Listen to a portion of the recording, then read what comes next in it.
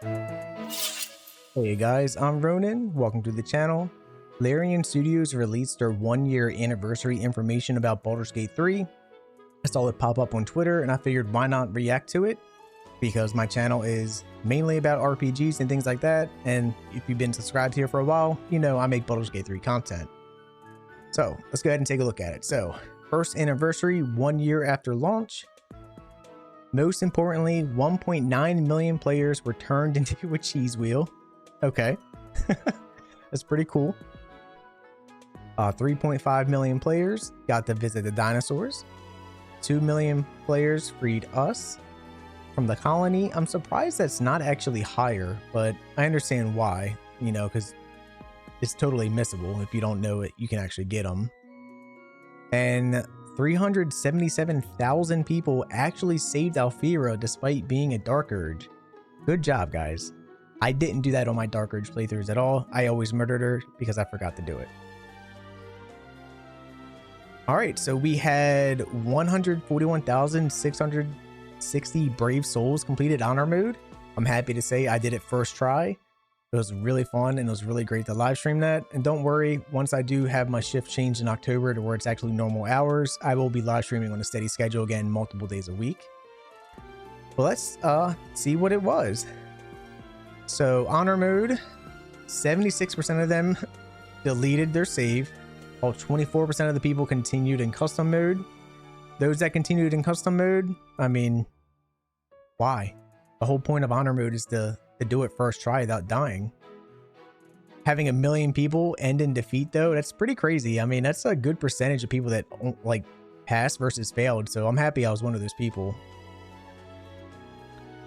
And here we go. Asterion has been your favorite origin character avatar, shortly followed by the Wizard of the Waterdeep and God's favorite princess. However, 93% of players chose to be a custom avatar. That's actually pretty crazy. That's awesome. Over 93% of players chose to play as a custom avatar, with only 15% of them being the Dark Urge. Dark Urge is definitely a fun playthrough, so I highly suggest you guys do it. Ooh, top classes. Let's take a look at that. Paladin is number 1. That doesn't surprise me because Paladin was number 1 before. Last time they released information, I believe it was in December of last year they did that. Cleric being the lowest, I think makes sense. A lot of people may think clerics are all about support, but there is plenty of strong damage dealing cleric builds you can make. Sorcerer is my favorite caster, so I totally get that being second. But I'm very surprised about the ones in the middle here, Warlock, Rogue, and Barbarian.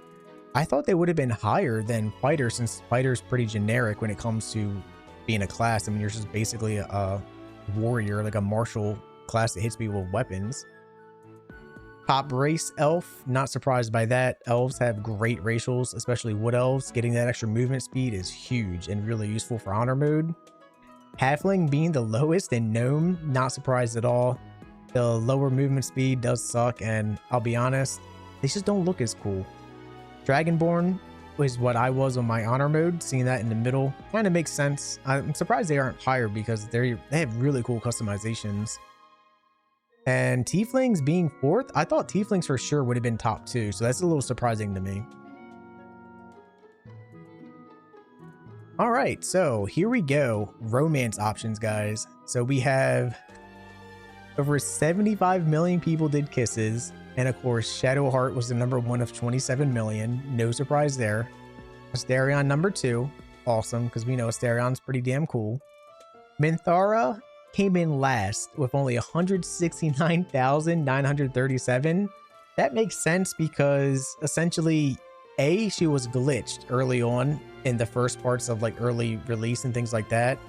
You couldn't technically get her on a good file without doing glitches, so it makes sense on why so many people have few numbers for that, because you basically had to be evil.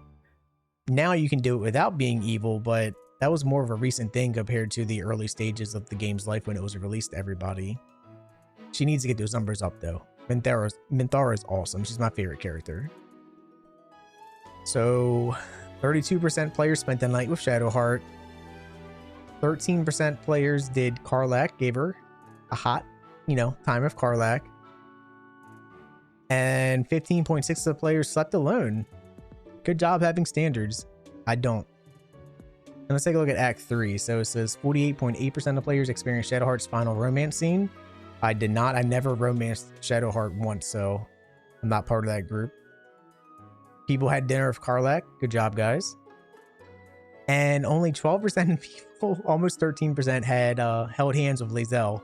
Lae'zel, despite being very brutish, grows on you. I'm telling you, her character is actually something that you can have some good development with if you give it the time. All right, and now what we've all been waiting for. 658,000 people had sex with the bear. They had sex with Halsin. That is awesome. Only, oh, I'm sorry, I read that wrong. 70% of them had it in human form, and 30% chose to do it with a bear. 1.1 million players got down with the Emperor? That's surprising. He's so ugly. There's tentacles. Ugh. 63% chose the Dream Guardian form. I get that. And 30% did it with the tentacles. Okay.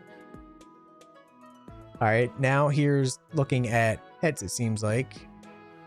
It would seem the owlbear cub has not been cuddled anywhere near enough. Oh, that makes me sad.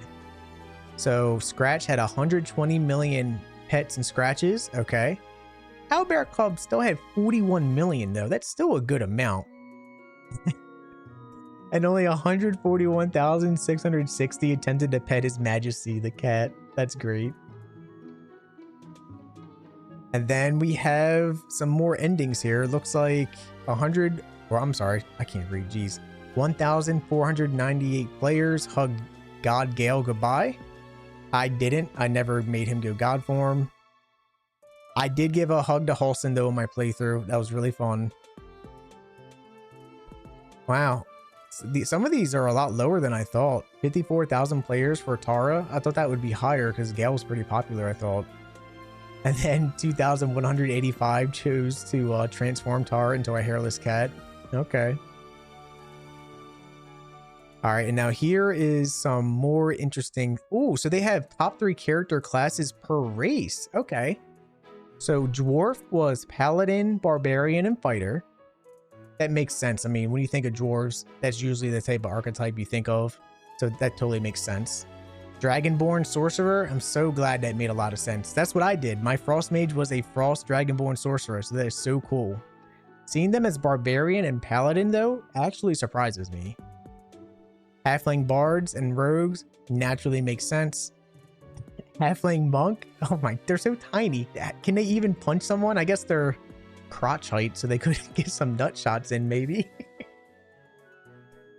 Gnome Bards and Rogues, again, makes sense. Gnome Druids, though? I mean, I guess it makes sense when you transform. That would help you out, but I'm surprised Druid was number 3 for Gnome. Tiefling, Paladin, Barbarian, and Warlock. Oh, I mean, Warlock not being number 1 is very surprising. I thought that would be a natural fit. But Tiefling Paladins, I think, are also very cool. They're very strong. I made my Karlach a Paladin in my Honor Mode run, and she was a boss. Drow Sorcerer, Rogue, and Warlock. I think that fits the theme of Drow since they are normally like evil-esque type of characters. And Elf Rogues, Rangers, and Druids. I mean, that's the natural pick for elves in like any kind of fantasy lore. So that naturally, that makes sense.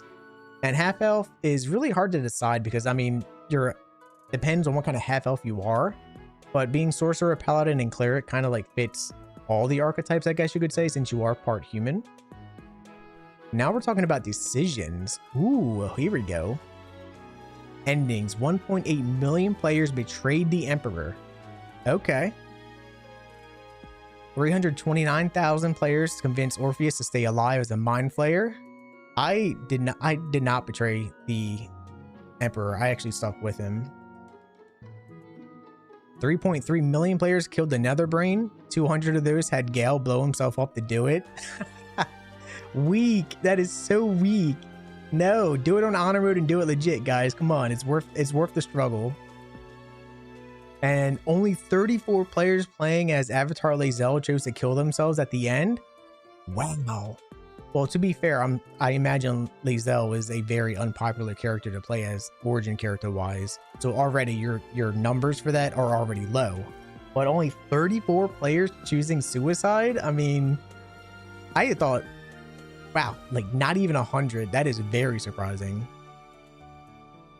And I think that's it. That's all the information, guys. That was really cool. I'm so glad they released this. What were you most surprised by? I'd love to hear it in the comments down below. The 34 players here definitely very surprised me. But when it comes to the race combinations, I am very surprised that Tiefling Warlock was not #1 for them. Like, how? Anyway, guys, I'm Ronan. Like and subscribe if you're new. Comment down below what you want to see next. All that YouTube stuff. See you next time.